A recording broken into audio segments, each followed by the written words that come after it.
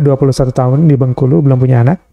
Yang saya ingin tanyakan, bagaimana calon ibu bisa memperkenalkan dunia Islam pada anak sejak dini? Dan apa saja kiat sebagai orang tua agar bisa memberikan contoh yang baik pada anaknya nanti? Ya, salah satu investasi bahkan pengasuhan memang adalah pranatal. Jadi memang kalau kita lihat dalam kitab-kitab atau buku-buku pengasuhan Islam, pendidikan anak itu bahkan dimulai dari sebelum kehamilan. Bahkan dari bab tentang memilih calon istri.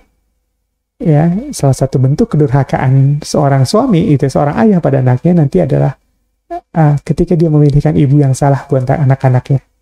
Nah, jadi bab tentang pemilihan calon istri itu memang adalah salah satu bab yang ditekankan dalam bab pengasuhan anak sebenarnya pranatal. Ketika seseorang bahkan belum ada dalam fase kehamilan, belum menikah, seorang laki-laki haruslah pandai untuk memilih calon ibu yang baik buat anak-anaknya. Nah, kemudian di sini dengan ibu, bagaimana calon ibu bisa memperkenalkan dunia Islam pada anak sejak dini? Ya, sebenarnya sebanyak yang bisa lakukan ketika ibu ternyata misalkan belum menikah, atau calon ibu sudah menikah tapi ibu belum hamil atau belum lahir gitu ya. Kalau sudah hamil, ada banyak bu yang bisa dilakukan. Tadi saya katakan di usia 4 bulan, patokannya itu adalah ketika dia sudah mulai diberi indera pendengaran, penglihatan, itu sudah mulai hidup kan ya.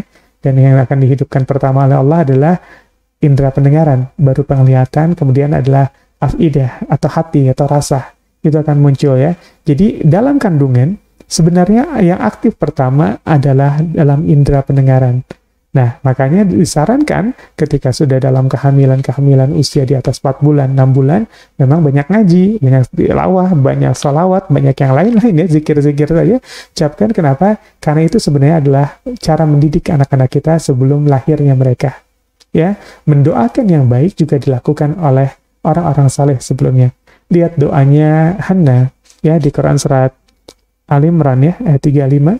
Itu digambarkan tentang doanya Hannah, istrinya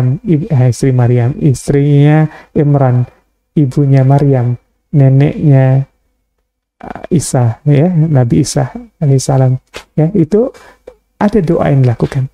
Dan ini seringkali kita lupa kalau doa itu menjangkau lebih banyak, bahkan tanpa kita sadari, menjangkau jauh-jauh turunan kita, bukan cuma anak, bisa jadi keturunan-keturunannya. Maka suatu ketika Nabi pernah ditanya, Nabi Muhammad, dia pernah ditanya tentang, kamu tuh siapa sih? Gitu ya. Nabi Muhammad tuh siapa? Lalu jawaban Nabi Muhammad, dia bilang, aku adalah jawaban doa dari kakek buyutku dulu. Ya, kakek buyutnya siapa? Ternyata kakek buyut itu Nabi Ibrahim. Nabi Ibrahim dulu pernah berdoa, ya, dia berdoa, jadikan orang keturunanku, ya, orang-orang yang menjaga Ka'bah dan menjaga sholatnya. Dan aku sekarang ada di situ, gitu ya. Aku itu jawaban ribuan tahun, 1000 tahun yang lalu dari kakek buyutku. Nah, itu bisa jadi kayak gitu ya. Jadi tanpa kita sadari sebenarnya, doa yang kita ucapkan sekarang, bahkan ketika belum lahir, bahkan ketika belum hamil, itu bisa jadi turun pada tahu anak kita, tahu cucu kita, tahu cicit kita, dan seterusnya, yang bisa jadi kelak ya, ada satu orang di antara keturunan kita, yang ketika dia baik, ketika dia berprestasi, ketika dia saleh, dan ditanya dia itu siapa, mungkin dia akan jawab, aku jawaban dari nenek buyutku dulu, aku jawaban doa dari kakek buyutku dulu, ya.